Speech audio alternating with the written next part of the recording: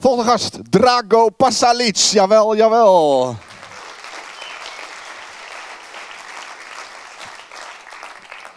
First of all, Drago, look at that picture. Amazing, right? Is it correct that I've seen one dunk from you in a game? That's by your counting. I don't believe so. I was looking for a great picture from Drago Pasalic and thought, this is the one. I think there's a few more, but you find a good one. First of all, we go back to September 2020. We got really bad news about your situation. Really bad news. You recovered, now you're sitting here. You're a member of the Donar community as a technical director. How are you doing? And is it still influencing what happened? Well, yeah, it's a crazy thing. What happened to me, it's completely unexpected. Yeah, being an athlete, being after my career still active in the sports, it was hard to imagine that such a thing can happen. But obviously there's no rules, so things like that can happen. And yeah, I had extreme luck. I survived heart arrest, and I have a girl in Breda who saved my life. That's, I can say she's my angel. Yeah, it's from there on. Physical recovery was really fast, but I didn't realize actually that it's going to take me way more time to realize what exactly happened. But now, luckily, I'm there physically and mentally. So we're very, very happy that you're here. Thank you. Thank you. You started in April, the 1st of April for Donar. What are you doing right now for Donar? Yeah, a lot of things actually, but mostly I'm trying to know their organization from inside, and first of my talks was with Martin de Vries, just to you know, like share his knowledge and his experience doing this job for the last 10 years, and that was really helpful. But not just him, all the people who are involved in organization. I had a lot of talks and to understand how organization works from inside, and that helps me to start building on something. Yeah, that's good that you get that extra time from April till summer. If you got to work on a new team, that you can get used to the situation. I think so. That was the idea of the board as well, to bring me in on time, that I have time to know the organization, but yeah, in the same time start to planning things for coming season. But you had an extra job from yesterday on. Voor degene die het nog niet weet, Hans Besseling is gisteren geopereerd aan zijn rug. Allemaal heel vervelend, maar die is er even een poosje uit. Dus hier hebben we ook de presentatie van de tijdelijke teammanager. Doet hij er nog even bij. Teammanager, how is that? Well, it's been busy. Of course, we are all missing Hans and wishing him quick recovery. We need him. But with people's help from office, especially Kim Knollema, we are trying to manage things together, and that's yeah, exactly. And that's the beauty of this club, that we are doing things together. So, you know, trying to fill up spots for each other and help each other. So we are doing fine. Okay. If we look at the new season, probably you're going to have a busy summer looking at players and things like that, together with Matthew, of course. All kinds of people ask me, are we going to get all Croatian players now or Scandinavian players now? Give us the answer, please. Well, it's a tough one, of course. We are thinking of a lot of aspects, how team's gonna look like next year. One of the things that definitely we want players who's gonna fit Donar DNA profile. With the coach Otten, we create and establish the guidance line in that way that we know the points that we are looking at the players when we want to bring them. Of course, in the talk about it, I share my experiences playing with different cultural players, and I think that is good because it gives a good balance in the team. So of course, I think except American players, where it's the biggest market, we have to look also on the European side as well, and make a nice balanced team. We got some good experiences with Croatian players. You mean because of Drago? No names. No names. What are you going to do? Oh, no, another question.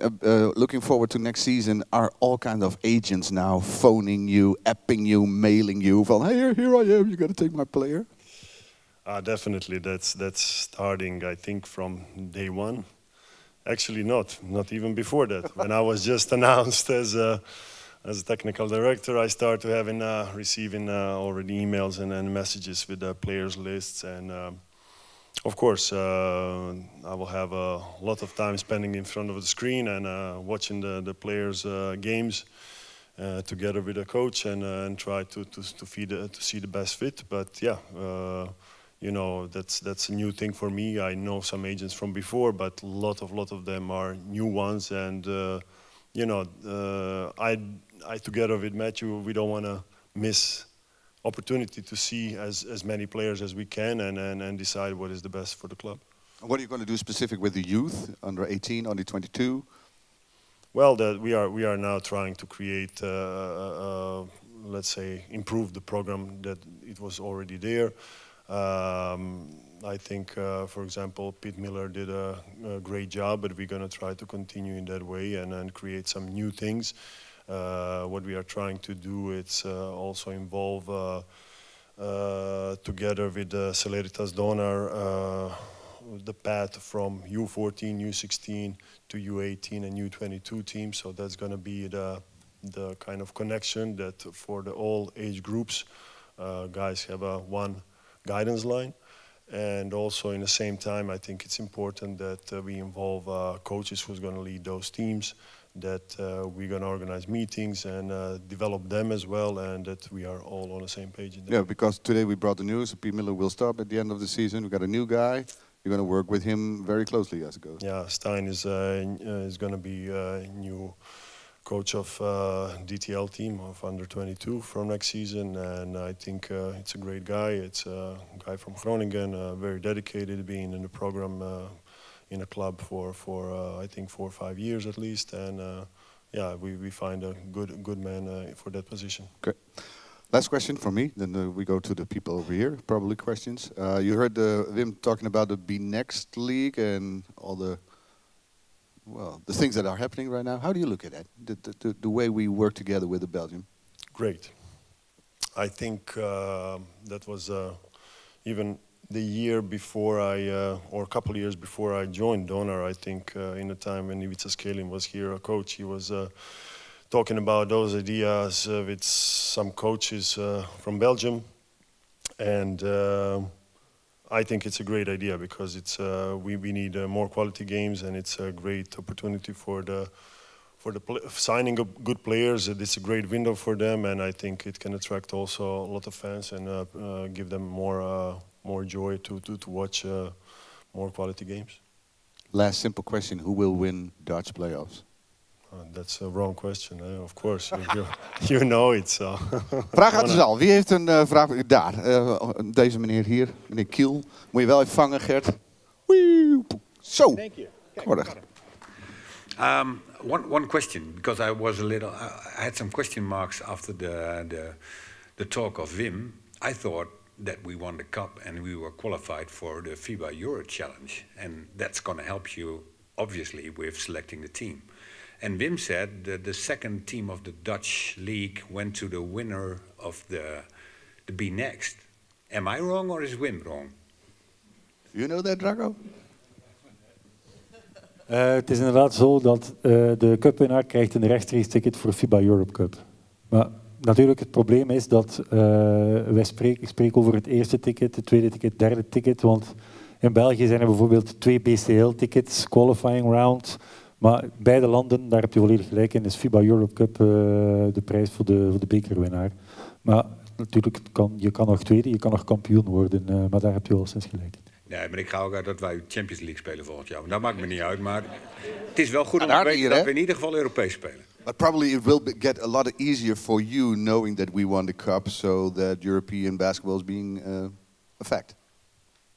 I mean, definitely. I think there's a lot of aspects why it's great to win a trophy. I mean, in the season when it was hit with a lot of injuries and the COVID, and of course, I think it's it meant a lot for the people, for the fans, you know, but also for the organization, you know. So it's great to have a trophy, but for myself, and not just for myself, but for the team next year, and for organization, for the fans, it's just great because we're gonna have a chance to compete in Europe, and also I think playing Super Cup in the beginning season. So exciting times coming. Great. Goed, oké.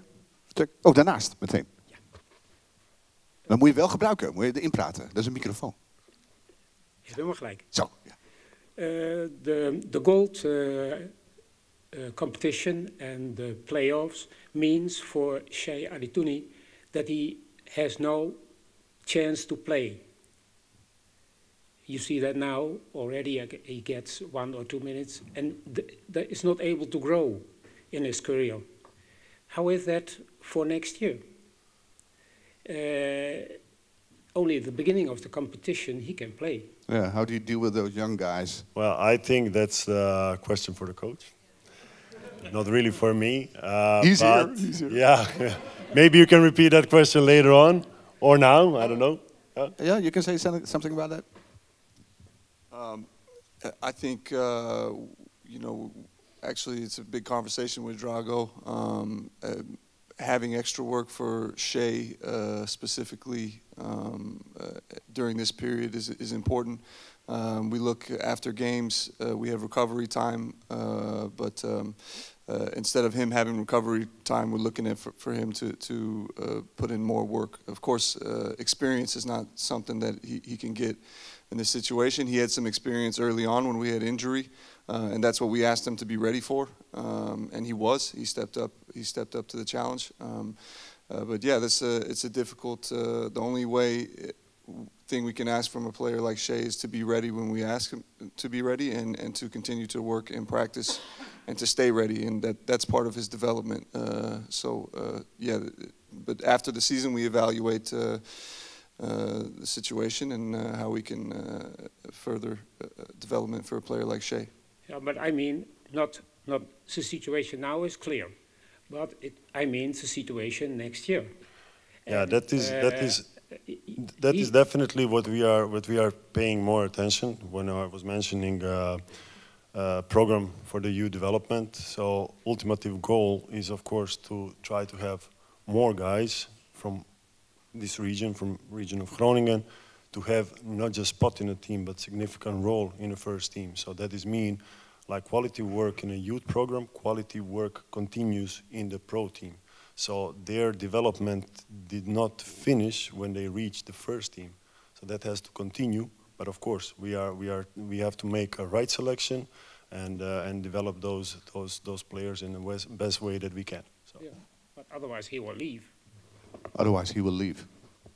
It's not about that. Like I think it's more like let's do our best in developing players, and they have to be the one who will deserve their chance on the court. Yep. But we have to provide them with all possible tools that they reach that level. Yep. One more question. Geen? They already know everything from you. I expected more challenge. But Gooi maar even. Graag een applaus voor Drago Pasalic.